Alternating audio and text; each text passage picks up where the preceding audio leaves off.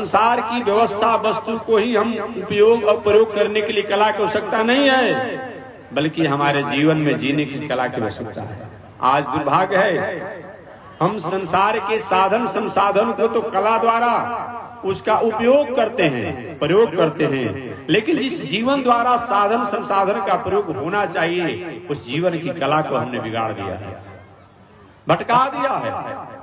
आज यही कारण है कि हमारे पास सब कुछ है लेकिन कुछ नहीं है। हमारे पास सब कुछ है, दिखने में तो सब कुछ है। किसी व्यक्ति से पूछा जाए, महाराज आप तो ठीक ठाक हैं, घर द्वार दलान मकान गाड़ी घोड़ा द्वार पर होगा क्या? महाराज सब कुछ तो है लेकिन डिप्रेशन टेंशन में है। क्यों भाई? अच्छा सुंदर आपने मकान बना दिया, दलान बना दिया, गाड़ी घोड़ा हो गया, परिवार में सामाजिक प्रतिष्ठा भी प्राप्त कर लिया, अब क्यों टेंशन डिप्रेशन है? तो हमारे परिवार के लोग हमारे आज्ञा को पालन नहीं करते हैं, हमारी मर्यादा को नहीं मानते हैं, हमारा बेटा हमारा पत्नी हमारा अमुक अमुक हमारी बातों को नहीं मानते हैं। क्या जीवन के साधन से मतलब? धन ही सुख का कारण है।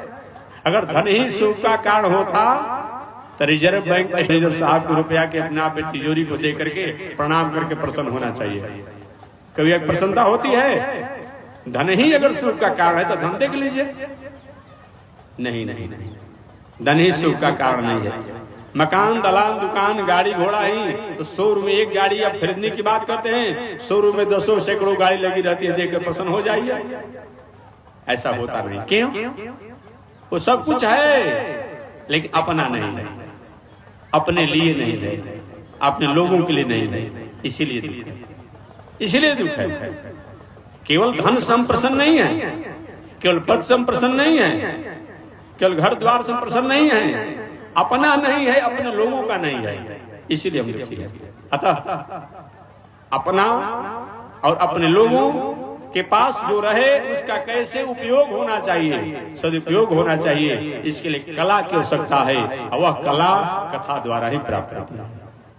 चाहे वह भागवत कथा हो, चाहे राम कथा हो, यज्ञ हो, तीर्थ हो, व्रत हो, दान हो, जब तक हमारे जीवन में जीवन जीने की कला नहीं आती है तब तक सब कुछ रहने के बाद भी वह साधन संसाधन हमारे लिए बोझ बन जाता है, भार बन जाता है। हमारे जीवन जीने की कला अगर हमें प्राप्त हो जाती है तो साधन हमारे लिए समाधान बन जाता है, साधन हमारे लिए समाधान बन जाता है और संसाधन हमारे लिए संस्कृति बन जाती है और संबंध हमारे लिए मोक्ष का कारण हो जाता है। यदि किंचित कहीं जीवन में जीने की कला नहीं है तो साधन हमारे लिए समस्या बन जाती है, संसाधन जो है हमारे लिए वह संकट बन जाती है और संबंधी जो है हमारे बंधन के कारण हो जाते हैं।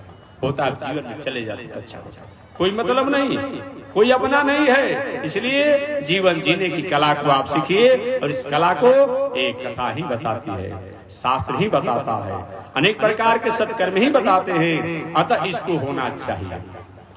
कितनी बार होनी चाहिए ये मत पूछिए। अगर कल ही या परसों मैंने कहीं निवेदन किया था, एक बार श्वास लेने से अगर आप काम चला ले रहे हो, एक बार बोलने से काम चला ले रहे हो, एक बार चलने से काम चला ले रहे हो, एक बार अपने आप में सोने से काम चला ले रहे हो, एक बार कथा पूजा पाठ अच्छे काम करके काम चला लीजिएगा। लेकिन ये सब कामों को आप हमेशा करेंगे, अच्छा काम एक बार क्यों करेंगे? मुहुर रहो रसिका भोई भाव का, हे भाव को हमेशा बार बार अच्छे कर्मों को करना चाहिए। याद आवेगी प्रभु को कभी न कभी, भक्त वत्सल जो उनको है कहते सभी, ऐसा विश्वास मन में जमाते चलो, कृष्ण गोविंद गोपाल गाते चलो। ये बताया गया है, इस तरह अपने आप बताया गया है। हमें हमेशा अपने आप में शांति से धीरे धीरे सेटिंग हो जाएगी। कभी न कभी अपने आप मन में बताया गया है, स्थिति होनी चाहिए। ये सब हमें शास्त्रों द्वारा ही, संतों द्वारा ही ये प्राप्त होता है। अतः इसकी आवश्यकता है। संत और शास्त्र की क्या आवश्यकता है? तो संत और शास्त्र उसी तरह से है जैसे कि सुंदर दूध है, सुंदर दही है, सुंदर दूध दही से अगर माखन निकालने का कोई काम करता है तो शास्त्र संत ही करते हैं। शास्त्र और संत को हटा दिया जाए तो हमारे पास दूध और दही के समान सुंदर वस्तुएं रहेंगे, लेकिन उसका कोई उपयोग हमारे सामने नहीं रह पाएगा। अगर कहीं शास्त्र और संतों का सहारा लिया जाए तो ये दूध और दही से घी माखन निकाल करके हम अपने आप में अनेक प्रकार पकवान भी बनाएंगे, हवन पूजा के काम में भी लेंगे। इसलिए इसकी आवश्यकता है। जिन जिन लोगों ने इसको छोड़ दिया, ठीक वो भी दुनिया में मानव बनकर के रहे, लेकिन उनके मानव संदेश नहीं होने के कारण, मानव वृत्ति नहीं होने के कारण वह मानव होकर के भी दानव हो गए। इतिहास गवाह है। कल मैंने निवेदन किया था लंकेश रावण ने जीवन जीने की कला नहीं सीखा। लंकेश रावण ने जीवन जीने की कला नहीं सीखा। शिशुपाल, दंतवक्र, हिरण्याक्ष, हिरण्यकश्यप इत्यादि प्रवृत्ति के लोगों ने जीवन जीने की कला नहीं सीखा, जिसका परिणाम क्या हुआ? लंकेश रावण के पास क्या नहीं था? सोने की नगरी, परिवार बहुत लंबा चौड़ा, इंद्र से लेके और जमराज तक उसके बस में रहते थे, लेकिन कुछ बचा? केवल पढ़ा लिखा की जहां तक बात करें तो पढ़ा लिखा भी लंकेश कम नहीं था, परंतु उसके पास जीवन जीने की कला नहीं रही। कुल खानदान में भी बड़ा था, विश्रवा मुनि के वंश परंपरा का था, अपने आप में उत्तम कुल पुलस्त के नाते उस वंश परंपरा का था, लेकिन जीवन जीने की कला नहीं रहा, जिसके चलते उसके जो भी जीवन में साधन संसाधन, वैभव, ऐश्वर्य, पद, प्रतिष्ठा सब समाप्त हो गए।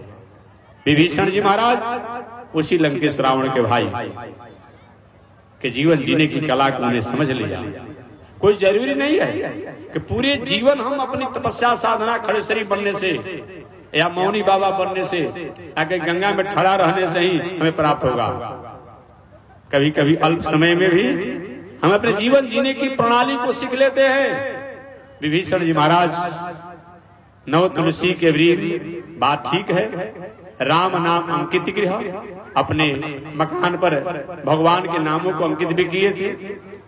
हरि मंदिर जहां भीन बनावा, मंदिर भी बनाए थे, लेकिन जीवन जीने की कला हनुमान जी ने अल्प समय में सिखा दिया। जिस समय हनुमान जी जब विभीषण के यहाँ गए तो विभीषण जी ने भगवान श्री राम की चर्चा की, परिचर्चा की, चर्चा परिचर्चा करके विभीषण के मन में किसी प्रकार की कुछ खामियां थी भी, कुछ त्रुटियां थी भी, कुछ भ्रम थे, वो सब हमेशा हमेशा के लिए समाप्त हो गए। आज कैसी चर्चा है? कोई हमारे जीवन में कई समाधान की तरफ हम पहुंचना भी चाहते हैं, लेकिन आज की चर्चा द्वारा हम अपने जीवन को और भ्रम में और भटकाव और खाइयों में गिराने के लिए तैयार हैं। यही क्या चर्चा हो रही है? आते आते हिम्मत के महात्मा जी क्या कहना आपने शुरू कर दिया? यही चर्चा चल रही है। कोई शिव चर्चा पर, कोई गणेश चर्चा पर, कोई भैरव चर्चा पर, कोई अवधूत चर्चा पर ही हो रही है। एक ऐसा चर्चा, किस प्रकार की चर्चा?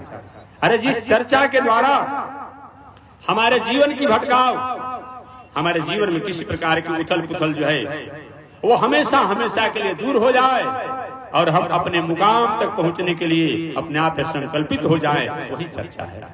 ऐसी चर्चा अगर नहीं होती है तो सही माने में हमने चर्चा करने के बाद भी चर्चा को हम नहीं कर पाए। ये बताया गया है, ये मैं रावण और विभीषण के अपने आप में, दोनों के अपने आप नाम लेकर के आपके सामने निवेदन किया। विभीषण जी महाराज, भैया ब्राह्मण देवता लोग अपना कार्य कीजिए, बुलाइए, जल्दी लेट मत कीजिए, सब लेट हो जाएगा, बुलाइए जल्दी, पालकी लेकर के लेट मत कीजिए। विभीषण जी महाराज ने भी हनुमान जी से चर्चा की और चर्चा में क्या किया? आज चर्चा नहीं हो जा रहा है।